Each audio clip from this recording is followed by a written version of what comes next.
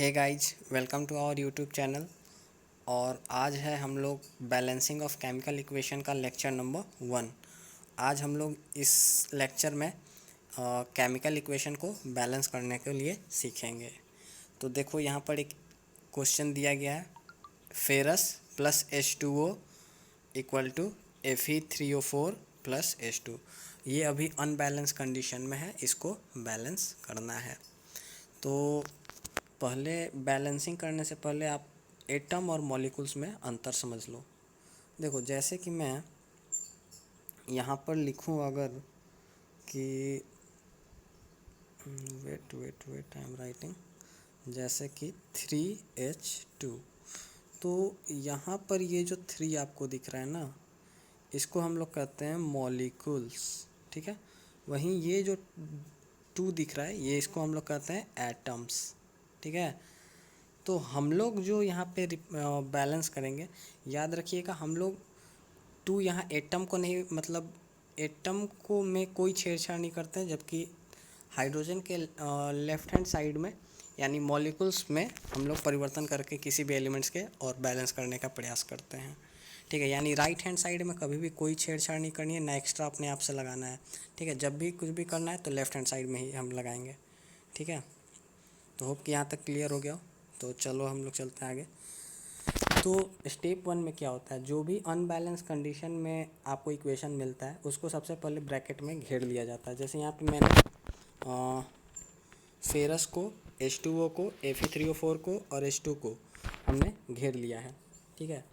Step 2 में क्या होता है, स्टेप 2 में जितने भी तरह के एलिमेंट्स और कंपाउंड होते हैं, सारे के सारे को एलिमेंट्स का लिस्ट बनाया जाता है और उसके लेफ्ट हैंड साइड और राइट हैंड साइड में कितने कितने एटम्स हैं उनको लिख दिया जाता है। जैसे यहाँ देखो, फेरस के लेफ्ट हैंड साइड में 1 एटम है, वहीं राइट हैंड साइड में फेरस के 3 एटम है। और हाइड्रोजन के लेफ्ट हैंड साइड में 2 एटम है, तो वहीं राइट हैंड साइड में भी 2 ही एटम है। ऑक्सीजन के लेफ्ट हैंड साइड में 1 एटम है, तो वहीं ऑक्सीजन राइट हैंड साइड में 4 है, ठीक है। तो स्टेप 3 कहता है कि हमें किसको सबसे पहले बैलेंस करना चाहिए। तो देखो, हमें जो सबसे पहले बैलेंस करना चाहिए वो होता है, वो कंपाउंड का चयन करना चाहिए जिसमें सबसे ज़्यादा नंबर ऑफ़ एटम्स उपलब्ध हो। जैसे कि अगर तुम यहाँ पे ध्यान से देखोगे तो फेरस के पास 1 एटम है, H2O के पास 3 एटम है, हाइड्रोजन के 2 और ऑक्सीजन के 1। Fe3O4 के फेरस के 3 हाइड्रोजन है, ऑक्सीजन के 4 हैं, टोटल 7 एटम है। वहीं हाइड्रोजन के पास 2 एटम है। तो हमने यहाँ कौन सा कंपाउंड का चयन किया, Fe3O4, क्योंकि सबसे ज़्यादा एटम इन्हीं के पास है। अब उस कंपाउंड में जो सबसे ज़्यादा एटम रखा है वो एलिमेंट्स का चयन करते हैं हम लोग। तो यहाँ पे हमें पता है कि Fe3O4 में सबसे ज़्यादा किसके पास एटम है, तो हमें पता है ऑक्सीजन के पास 4 एटम है। यानी सबसे पहले हम लोग कौन सा बैलेंस करेंगे, ऑक्सीजन को बैलेंस करेंगे। तो स्टेप 3 में आप यहाँ पे देखो, ऑक्सीजन को बैलेंस करने के लिए लेफ्ट हैंड साइड में 4 से मल्टीप्लाई कर दिया गया है। और हमें पता है कि केमिकल इक्वेशन में यहाँ पे देखो, ऑक्सीजन कहाँ उपलब्ध है, H2O के पास, तो H2O के पहले हमने 4 लगा दिया, जिस कारण से आप देखो हाइड्रोजन पहले 2 था लेकिन अब 4 से मल्टीप्लाई होकर के 8 हो जाएगा, ठीक है। यानी कि हाइड्रोजन की कुल संख्या अब कितनी हो गई, 8। तो अब आपको ये लग रहा है कि अरे ऑक्सीजन हमने बैलेंस करने हम लोग जा रहे थे और यहाँ हाइड्रोजन ही अनबैलेंस हो गया, तो आपको घबराने की ज़रूरत नहीं है, ठीक है। हमने ऑक्सीजन को बैलेंस कर लिया। अब आप फेरस या हाइड्रोजन किसी को चाहें तो पहले बैलेंस कर सकते हैं।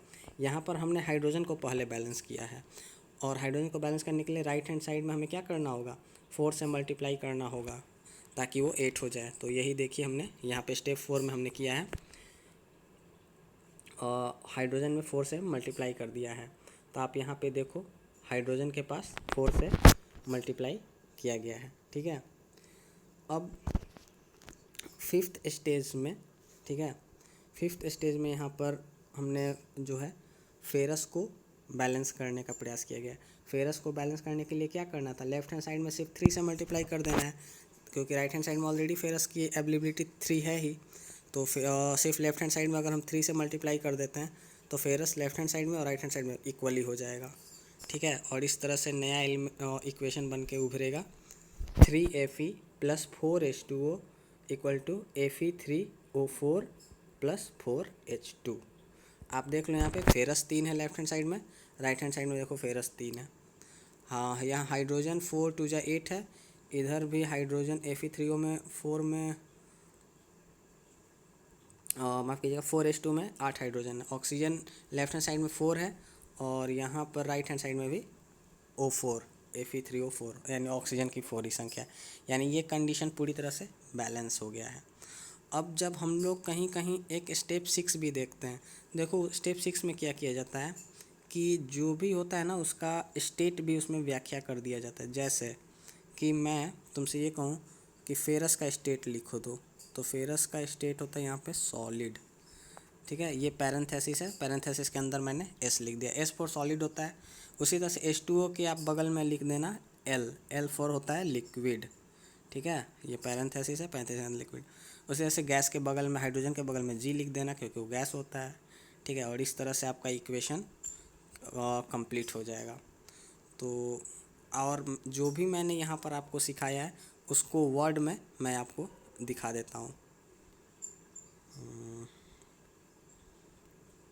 ये रहा, देखो वर्ड्स, ठीक है।